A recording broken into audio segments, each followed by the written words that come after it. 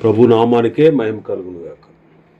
కూడి వచ్చిన మీ అందరికీ కర్మిల ఆత్మీయ సహవాస సంఘ విశ్వాసుల అందరికీ మన ప్రభువును ఆయన ప్రియ కుమారుడునైన యేసుక్రీస్తు వారి శ్రేష్టమైన నామంలో శుభములు మరియు అందరికీ వందనాలండి. యెషయా గ్రంథం 33వ అధ్యాయాన్ని మనం ధ్యానం చేసుకుంటున్నాం. యెషయా గ్రంథం 33. ఇందులో ముఖ్యమైన అంశం ఏంటంటే యోదాను విమోచించు యెహోవా. యోదాను విమోచించు యెహోవా. ఇప్పటి వరకు 12 వచనాలు మనం ధ్యానం చేసుకున్నాం. శత్రువులను ఓడించిన యెహోవా అనే సందర్భాన్ని చూసాం. 13వ వచనం నుంచి మనం ధ్యానం చేసుకుందాం. 13వ వచనం నుంచి చివరి వరకు యోధా వారిపై కనికరము చూపేటువంటి యెహోవా ఆ సందర్భాన్ని మనం చూస్తాం. 13వ వచనం చదువుతాను. దూరస్తులారా ఆలకించుడి, నేను చేసిన దాన్ని చూడుడి. సమీపస్తులారా నా పరాక్రమమును తెలుసుకొనుడి. దేవుడు తన పరాక్రమమును సమస్త జనులకు చూపుచున్నారు. ఎర్ర సముద్రం వద్ద చేసిన కార్యం, ఇశ్రాయేళ్ల అరణ్య యాత్రలో వారి మధ్య చేసిన అద్భుతాలు, ఐగుప్తులో ఆయన చేసినటువంటి గొప్ప కార్యాలు, ఇవన్నీ విని శత్రువులు భీతి చెందారు. యెహోషువ గ్రంథం 2వ అధ్యాయం 9వ వచనం నుంచి చదివితే, యెహోవా ఈ దేశమును మీకు ఇచ్చుచున్నాడని, మీ వలన మాకు భయం పుట్టుననియు, మీ భయం వలన ఈ దేశ నివాసులందరికీ ధైర్యము చెడుననియు నేను ఎరుగుదును.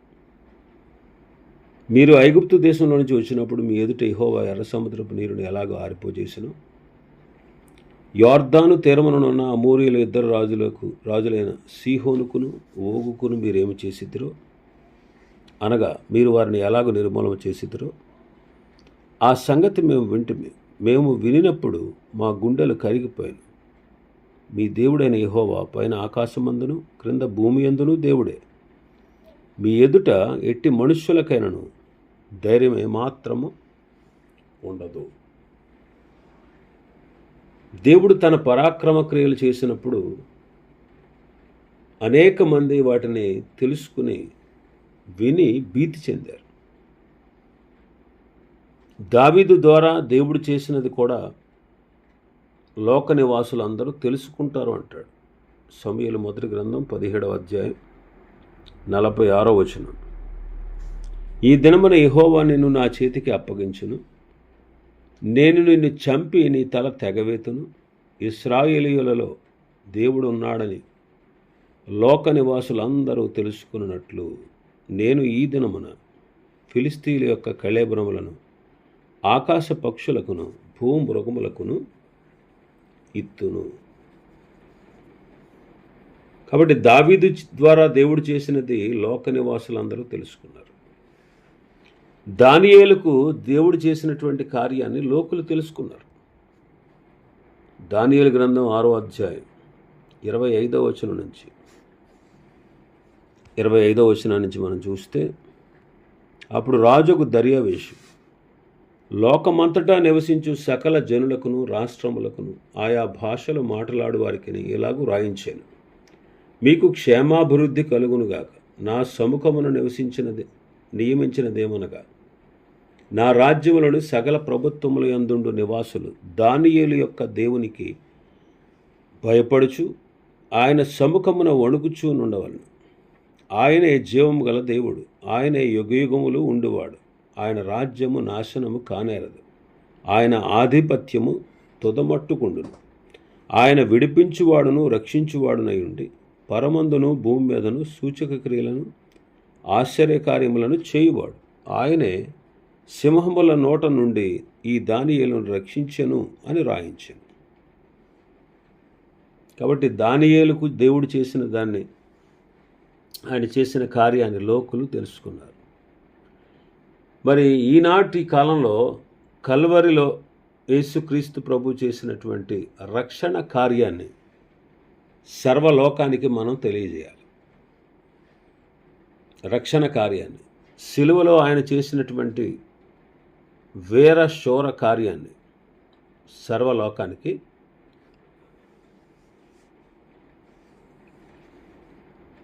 సర్వలోకానికి మనం తెలియజేయాలి.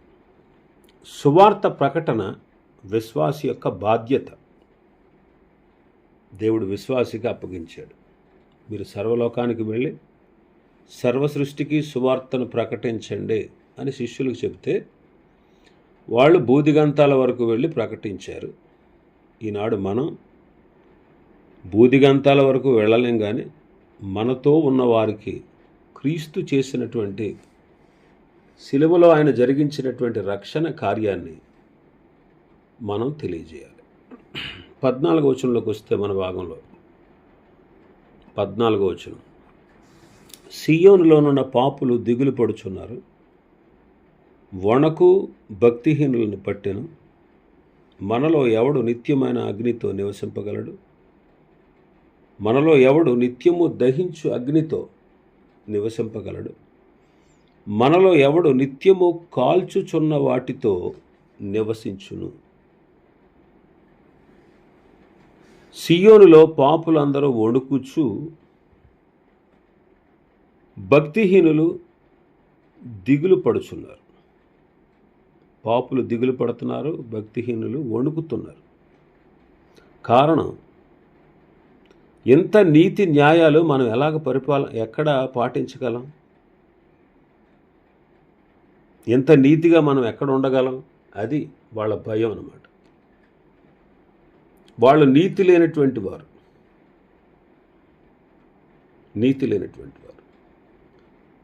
వాళ్ళ జీవితాల్లో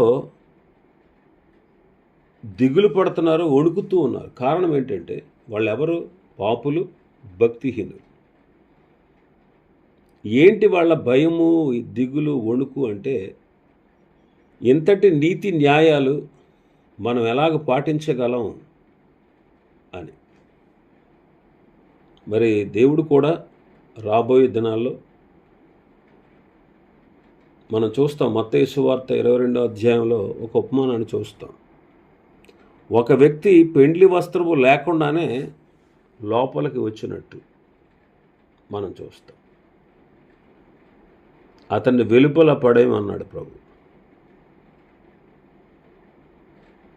యజమానుడు బాధ్యత అప్పగించి వెళితే, నా యజమానుడు రావడానికి ఆలస్యం అవుతుంది, నేను ఎలా ప్రవర్తించినా పర్వాలేదు అని గృహ నిర్వాహకుడు సరిగా పరిపాలన చేయకపోతే ప్రభు వచ్చి వాడిని వెలుపట చీకటిలో పడవేశాడు. ఈ విషయాలు మత్తయి సువార్త 22, 24 అధ్యాయాల్లో మనం చూస్తాం. పాపము చేసేవారికి ఆయన అగ్ని వంటివాడు. పాపం చేసేవారికి ఆయన అగ్ని వంటివాడు. 11వ కీర్తన 6వ వచనం, దుష్టుల మీద ఆయన ఉరులు కురిపించును, అగ్ని గంధకములను వడగాలి వారి పానీయ భాగమగును. ఇంకా మనం చూస్తే మన భాగంలోకి వస్తే 15, 16 వచనాలు మనం చూస్తే, నీతిని అనుసరించి నడుచుచు, యథార్థముగా మాట్లాడుచు, నిర్బంధం వలన వచ్చు లాభమును ఉపేక్షించుచు, లంచము పుచ్చుకొనకుండా తన చేతులను మలుపుకొని, హత్య అను మాట వినకుండా చెవులు మూసుకుని, చెడుతనము చూడకుండా కన్నులు మూసుకునివాడు ఉన్నత స్థలమును నివసించును. పర్వతములోని శిలలు అతనికి కోటయగును, తప్పక అతనికి ఆహారము దొరుకును, అతని నీళ్లు అతనికి శాశ్వతముగా ఉండును. దేవుడు నీతిమంతులకు ఆశీర్వాదకారకుడు. ఇక్కడ 15వ వచనం అంటాడు, నీతిని అనుసరించి నడుస్తూ, యథార్థముగా మాట్లాడుచు, నిర్బంధం వలన వచ్చేటువంటి లాభాన్ని ఉపేక్షిస్తూ లంచం పుచ్చుకోకుండా, హత్య అను మాట వినకుండా చెవులు మూసుకుని, చెడుతనము చూడకుండా కన్నులు మూసుకునేవాడు ఉన్నత స్థలమందు నివసించును. అంటే దేవుడే అతనికి నివాస స్థలమై ఉండు.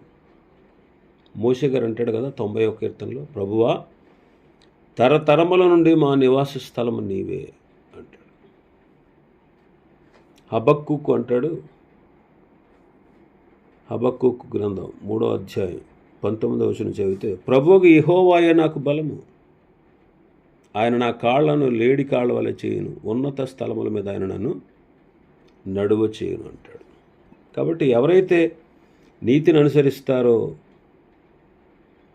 నీతిగా జీవిస్తారో,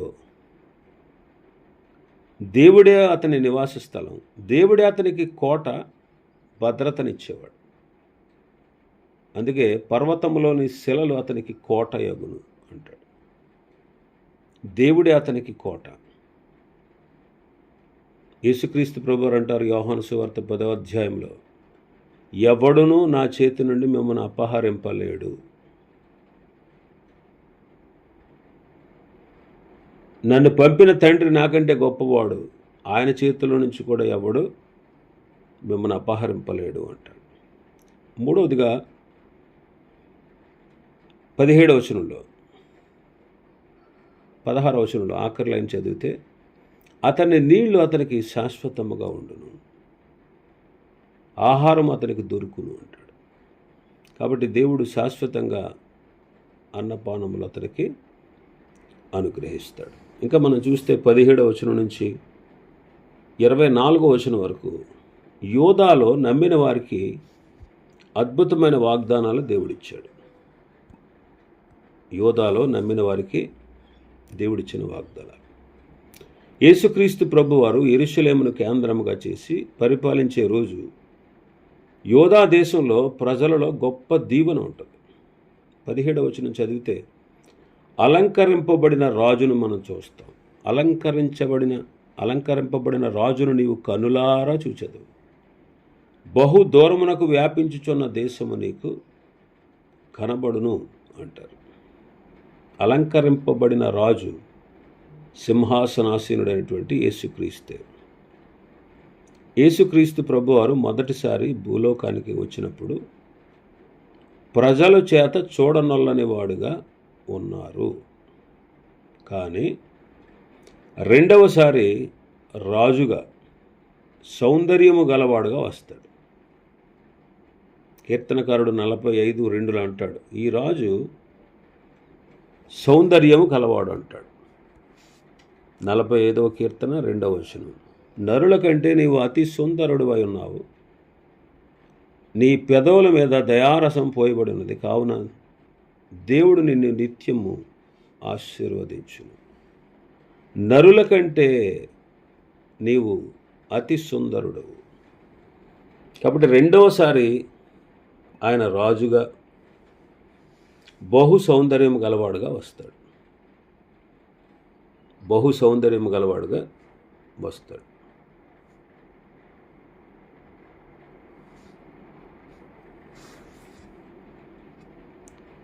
ఇంకా మనం చూస్తే ఈ వచనంలో విశాల స్థలమునకు రాజు ఆయన.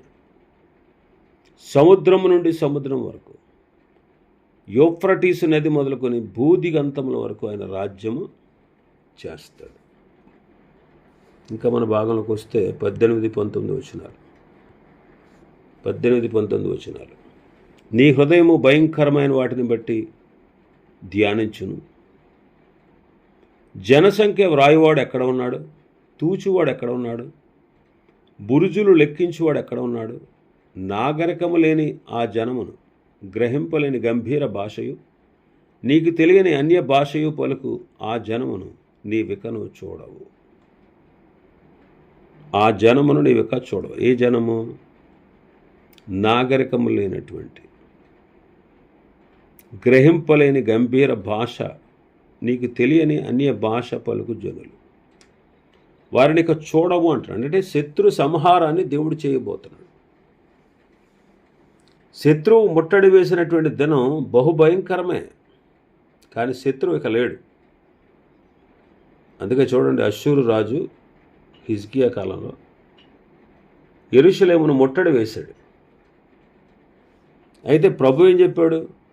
రాజుల మొదటి గ్రంథం, రెండవ గ్రంథం, రాజుల రెండవ గ్రంథం 19వ అధ్యాయం 32వ వచనం చదివితే, కాబట్టి అష్షూరు రాజును గూర్చి యెహోవా సెలవిచ్చినదేమనగా, అతడు ఈ పట్టణంలోనికి రాడు, దాని మీద ఒక బాణమైన ప్రయోగింపడు, ఒక కేడెమునైనా దానికి కనుపరచడు, దాని ఎదుట ముట్టడి దెబ్బ కట్టడు, ఈ పట్టణంలోనికి రాకుండా తాను వచ్చిన మార్గమున అతడు తిరిగిపోవును. క్రూరమైన జనం వచ్చారు. అష్షూరు వారు చాలా క్రూరులు అన్నమాట. క్రూరమైన జనం వచ్చారు, చచ్చారు.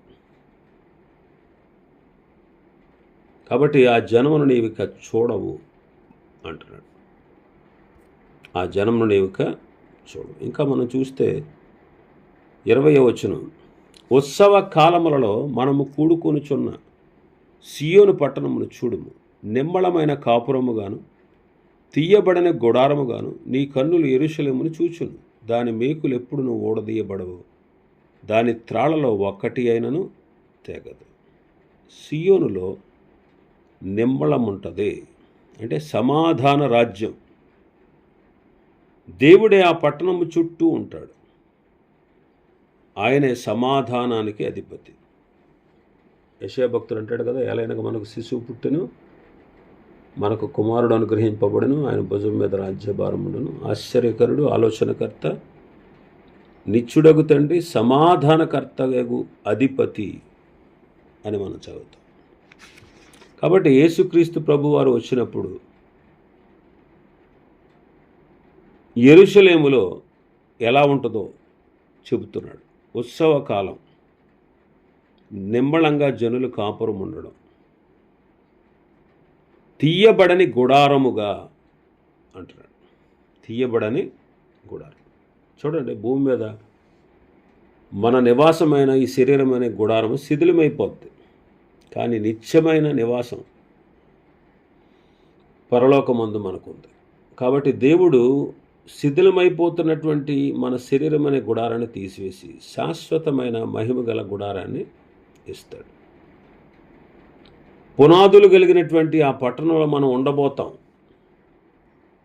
హెబ్రీ పత్రిక 11వ అధ్యాయం 9వ వచనం చదివితే, విశ్వాసమును బట్టి అతడును అతనితో ఆ వాగ్దానమునకు సమాన వారసులైన ఇస్సాకు, యాకోబు అను వారును గుడారములలో నివసించుచు అన్యుల దేశంలో ఉన్నట్లుగా వాగ్దత్త దేశంలో పరవాసులైరి. ఎలైనగా దేవుడు దేనికి శిల్పియు నిర్మాణకుడై ఉన్నాడో పునాదులు గల ఆ పట్టణము కొరకు అబ్రహాము ఎదురు చూచుచుండెను. కాబట్టి ఇది లోకం, శరీరం శాశ్వతం కాదు. స్థిరమైన గుడారం, శాశ్వతమైన గుడారం పరలోకంలో మనకుంటుంది. 21వ వచనం మనం చదివితే, అచ్చట యెహోవా ప్రభావం గలవాడే మన పక్షమున ఉండును, అది విశాలమైన నదులను కాలువలను ఉన్న స్థలముగా ఉండును, అందులో తెడ్లవాడ ఏదియు నడవదు, గొప్ప వాడ అక్కడికి రాదు అంటాడు. విశాలమైన నదులు, కాలువలు కలిగినటువంటి స్థలముగా సియోను ఉంటుంది.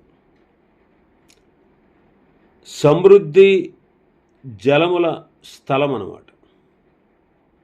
దేవుని యొక్క నది అక్కడ పారుతుంది. అది జీవజల నది. ఆ నది ఉన్నటువంటి ఆ ప్రదేశం మీదకి యుద్ధ నౌకలు కానీ ఓడలు కానీ సంచరించవు.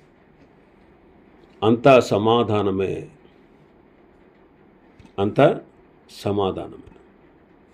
ఇంకా మనం చూస్తే మన భాగంలో 22వ వచనంలో, యెహోవా మనకు న్యాయాధిపతి, యెహోవా మన శాసనకర్త, యెహోవా మన రాజు, ఆయన మనలను రక్షించు. న్యాయాధిపతి, శాసనకర్త, రాజు, పరిపాలించేవాడు. దేవుని వాక్కే అంతటా పరిపాలిస్తుంది. ఆయన రాజదండము జనములపై ఉంటుంది. తన ప్రజలను ఆయనే రక్షిస్తారు. ఈనాడు కూడా యేసుక్రీస్తు ద్వారానే మనకు రక్షణ. తన ప్రజలను వారి పాపముల నుండి ఆయనే రక్షించును.